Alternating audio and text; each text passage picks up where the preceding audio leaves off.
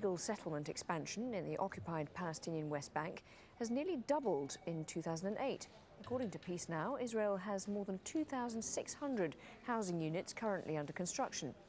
In addition to making any peace deal difficult, experts say that Israel's settlements are coming at a high cost to the environment. Noor O'Day has more.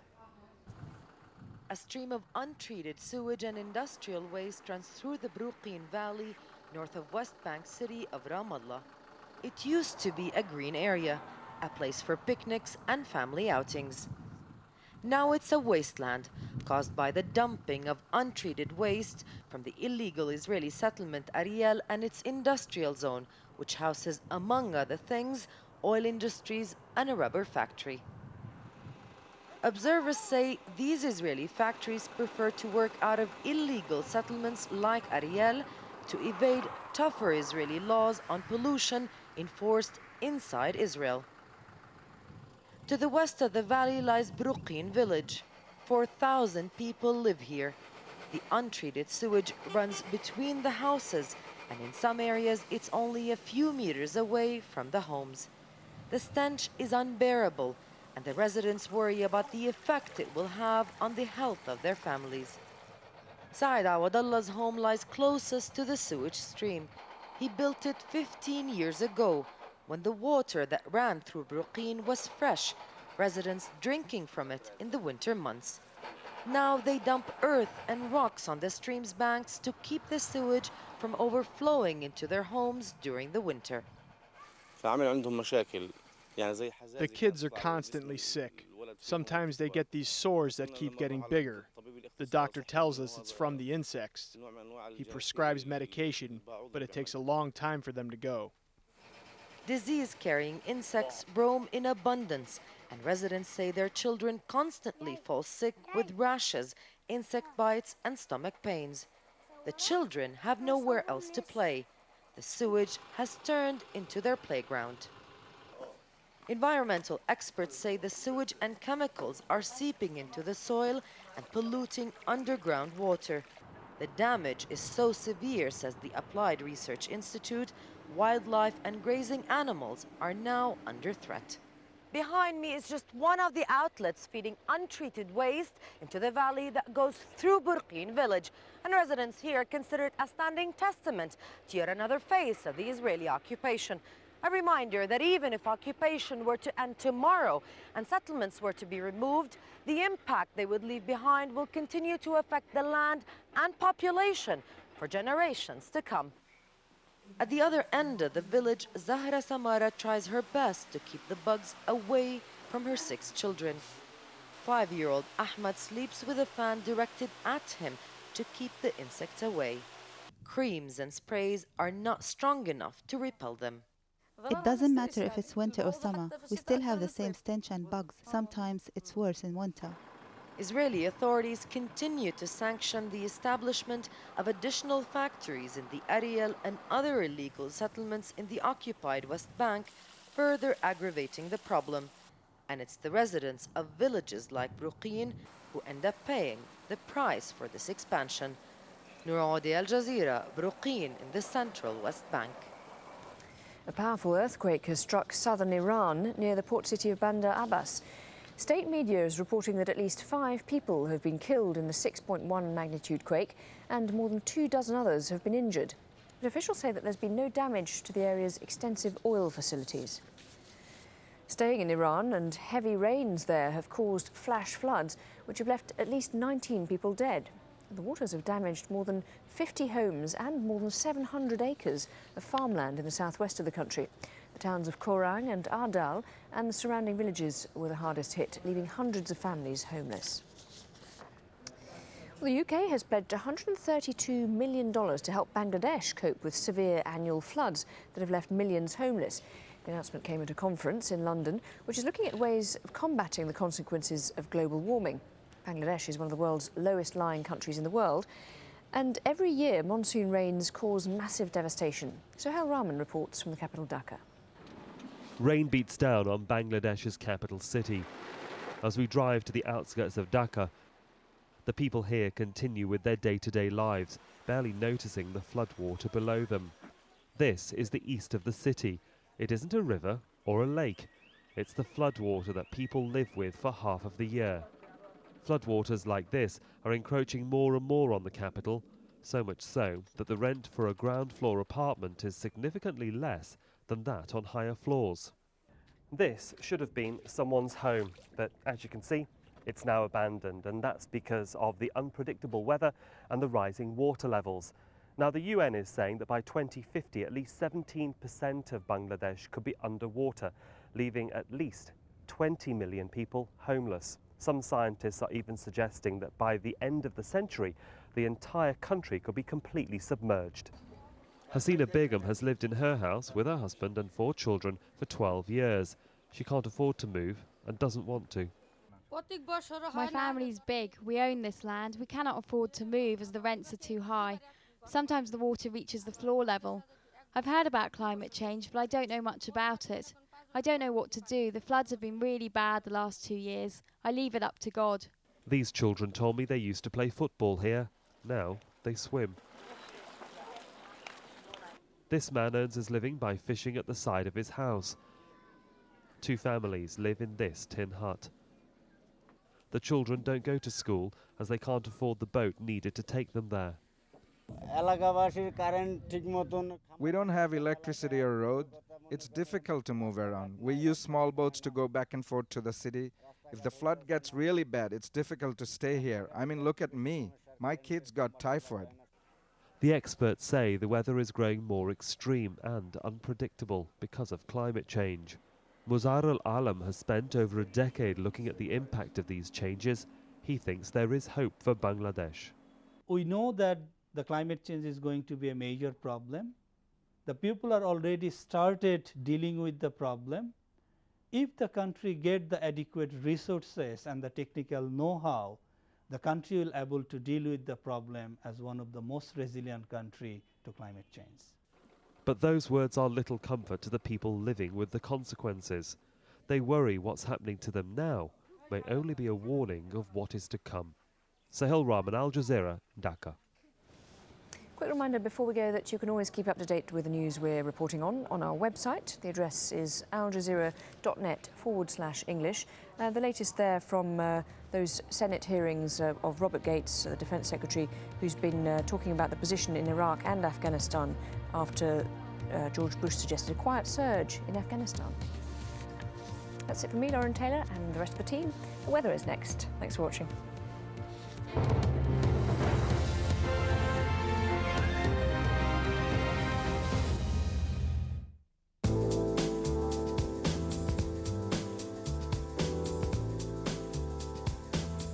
Hello there, I'm Steph Galter. Well, Hurricane Ike is now moving away from Cuba, but it's still gaining strength. Here's that satellite picture then showing that huge mass of cloud gradually working its way towards the northwest. It is intensifying as it edges its way towards the eastern parts of Texas. I think it'll reach us here around Saturday.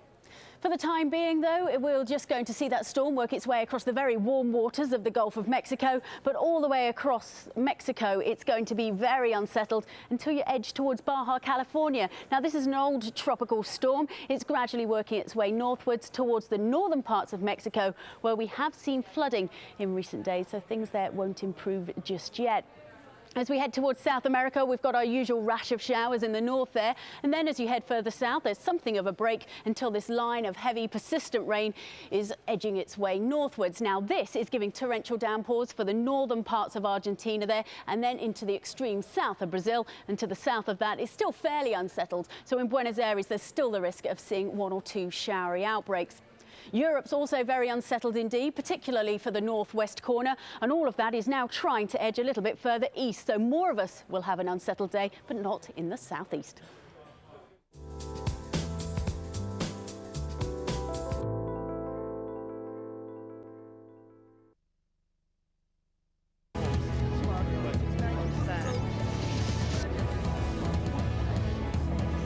Inside Story, next on Al Jazeera. In September, Al Jazeera examines how America's choice of leader will affect billions around the world. Inside Story will be in Egypt during the holy month of Ramadan, exploring social changes and political reform. Arts World will resume its worldwide journey, paying tribute to the global language of creativity. 7 years on, Marwan Bishara will be hosting a new series, questioning the developments on George Bush's war on terror. And Sir David Frost is back after the summer with a new series of Frost over the world. September on Aljazeera. All the news, all the time. aljazeera.net/English.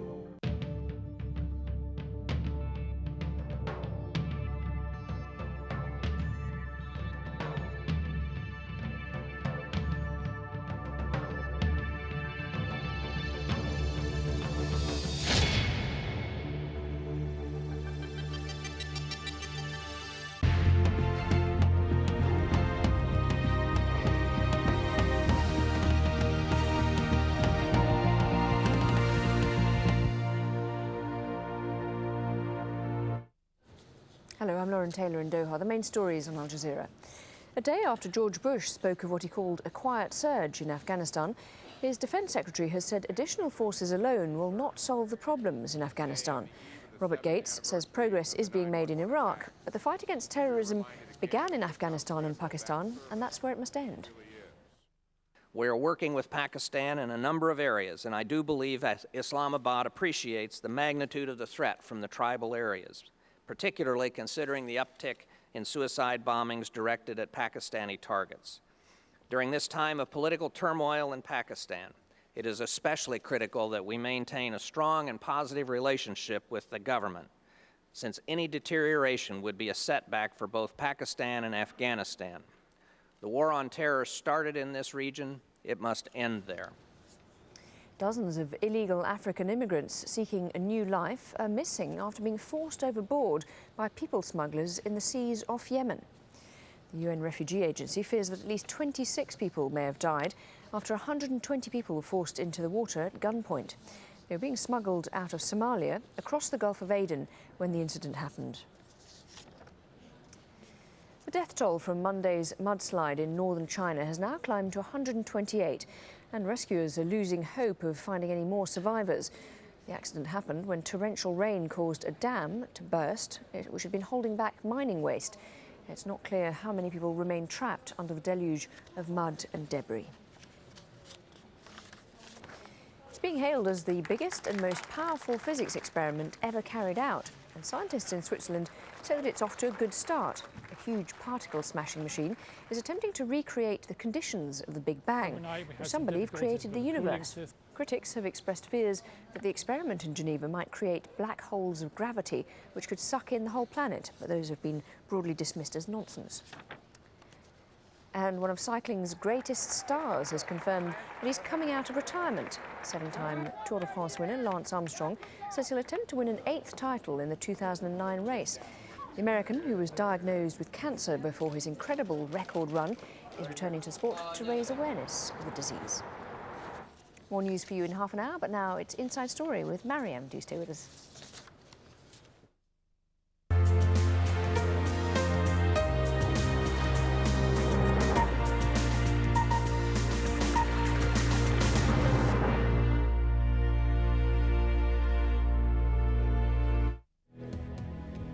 Hopes are running high as Cypriot leaders prepare to meet for groundbreaking talks on the future of the divided island. Could this be the opportunity to end decades of deadlock? This is Inside Story.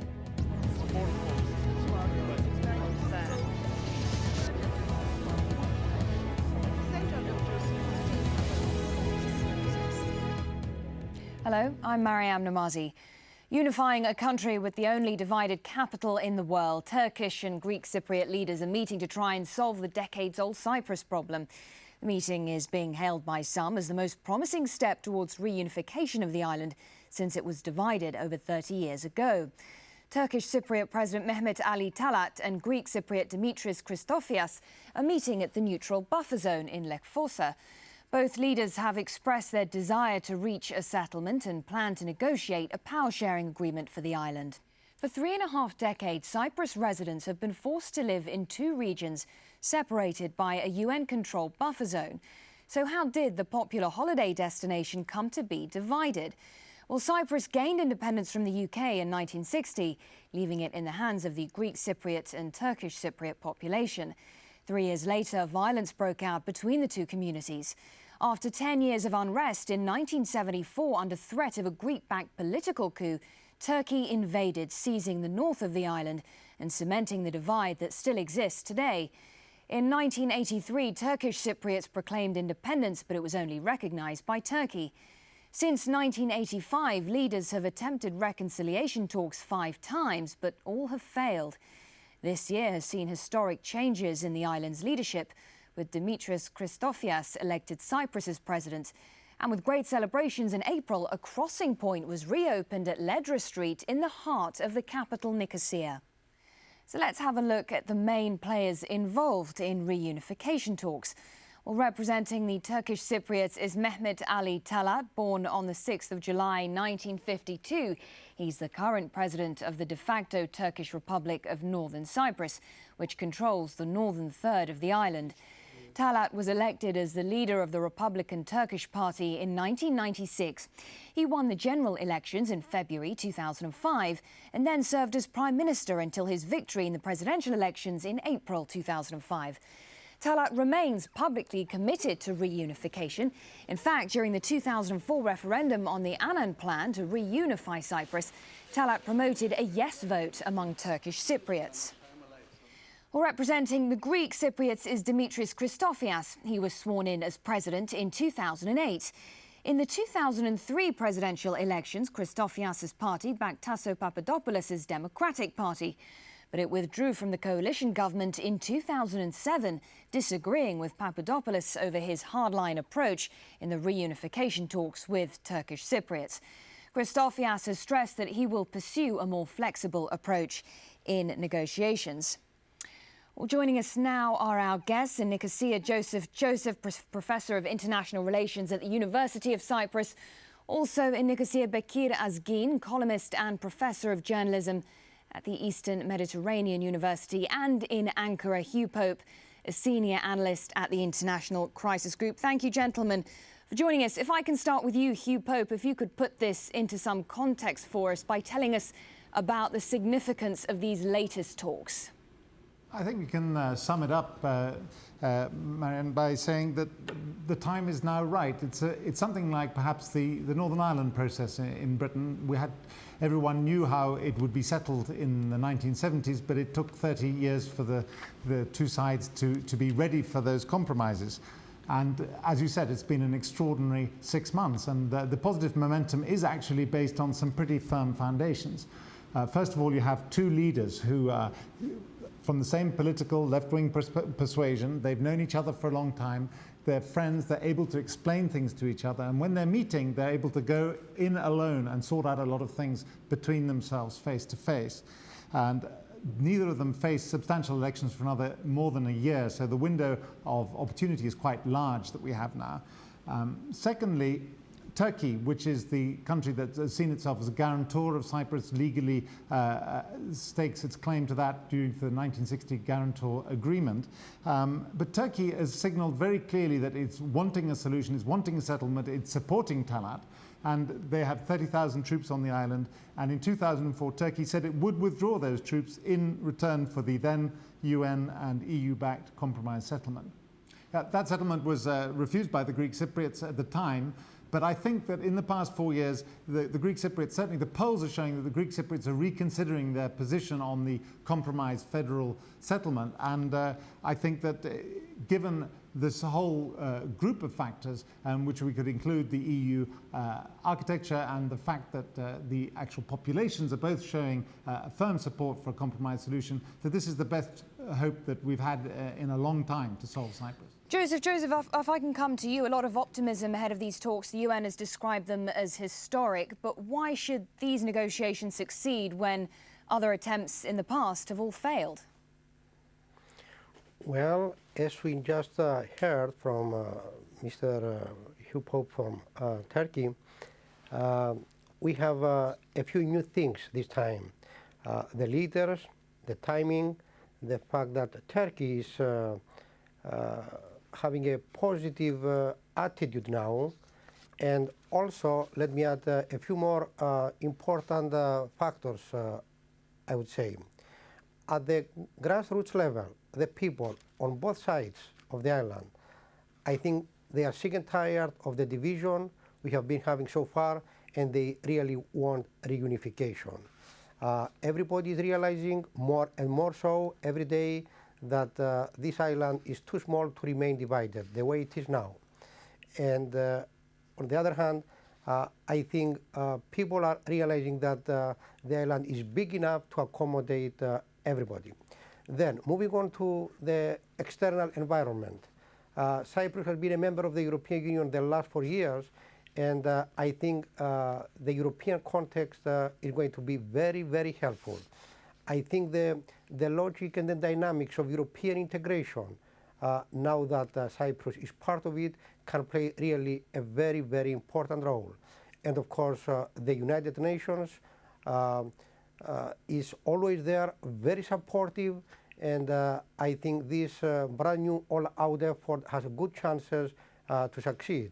Let me also add that the United States is playing a very positive role. And so, yes, Bekir Azgin, if I can come to you, do you agree that Turkey is prepared to play a constructive role in these mediation efforts? Well, it seems that they are prepared to play an active role and support the negotiations. It depends according to the solution that they are going to find. I mean, lately, Mr. Christofias and Mr. Talat are negotiating through the media things like guarantorship, something which they cannot solve anyway. And if the Greek Cypriots insist on Turkey to give away guarantorship, I don't think that they'll find much support in that. I don't believe that Turkey is prepared to give in on that particular subject. Otherwise, I think, yes, it seems that the government, at least, of Turkey is behind Mehmet Ali Talat, and the government is supporting him. Hugh Pope, do you agree? I mean, do you think Turkey is prepared to negotiate on some of those key issues that have been a stumbling block in the past, particularly when it comes to troop withdrawals? I think that what happened in 2004 was a clear indication that Turkey had adopted what it called a one-step-ahead policy, and that one-step-ahead policy led to approval of what was then called the Annan Plan, which is part of the UN process. And that Annan Plan clearly foresaw that almost all Turkish troops would withdraw. In the end, there would still be 650 troops there, according to the 1960 guarantor agreements. And the end result of what this guarantorship will be could perhaps be left to questions like, as Joseph so rightly pointed out, the EU context. If Turkey is going to join the EU, at that day, when that happens, the old 1960 guarantees will no longer be necessary. I think that this guarantee issue is a psychological issue, and it's one for diplomats to earn their pay and find a clever solution to. Joseph, how has this issue impacted on Turkey's relations with the EU? Oh, well, that's really a very important issue and aspect in this whole story, because the division of Cyprus, the Cyprus conflict, has really been a stumbling block for Turkey, who is conducting accession negotiations now the last 3 years. But as we know, not much progress has been achieved because of the Cyprus division. In fact, quite a few chapters of the ARIJ communautaire on which the accession negotiations are based have been frozen. And I think the Turkish government, has a very positive attitude overall toward this effort, this new effort to solve the Cyprus issue, because there is a link between the progress made on Cyprus and the progress made in the effort of Turkey to join the European Union. So the European context is affecting this effort in different ways, and I would say one important aspect are the relations of Turkey with the European Union. And I think the European Union is really more than willing to be very constructive and exercise also some pressure on Turkey in order to see some results now on Cyprus. I mean, if we look at the role of the EU, Hugh Pope, why did the EU admit what was effectively a divided country when it accepted the Greek Cypriot administration into the Union in 2004? The history is complicated and disputed. As far as I've been able to work out, and this is by no means an official history, the old wisdom in the EU was we won't let Cyprus in until the division is settled. But then in the middle of the 90s, when Turkey was in the EU's bad books, some people in the EU said, why don't we turn this equation on its head and make Turkey responsible for solving the Cyprus dispute before we let it in. And at that point, the EU put Cyprus one step ahead of Turkey in the EU negotiations, and ever since then they've been marching forward with Cyprus ahead, and Cyprus got in first and now enjoys considerable leverage over Turkey as we go into these what we hope will be the last negotiations. OK, well, it's time for a short break now. When we return, we'll be talking about the obstacles to reaching a lasting settlement. Stay with us.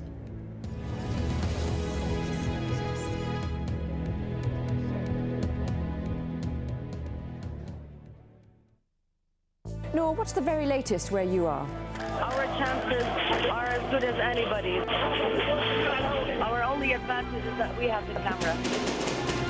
These poor farmers have become the human shield of the drug traffickers operating in the area. So there will be more protests like this right across the country in the weeks ahead. I'm reporting from Sichuan province, where powerful earthquake is causing death, destruction and injuries. We've had plenty of interesting and controversial discussion in recent months. The world have to step in and say enough of this. I decided to find something that required no skill, and I thought, why not acting? What reasons do we have to be optimistic about peace? Optimistic is the lack of an alternative. We'll be back with more big names, the biggest names we can find. Sir David Frost is back with an exclusive new season, Frost Over the World, at this time on Aljazeera. With November the 4th fast approaching, Avi Lewis listens to those outside the mainstream. If democracy is voting once every 4 years, then we're really to find the real issues behind the American dream. I don't know how many smart bombs you have to trade out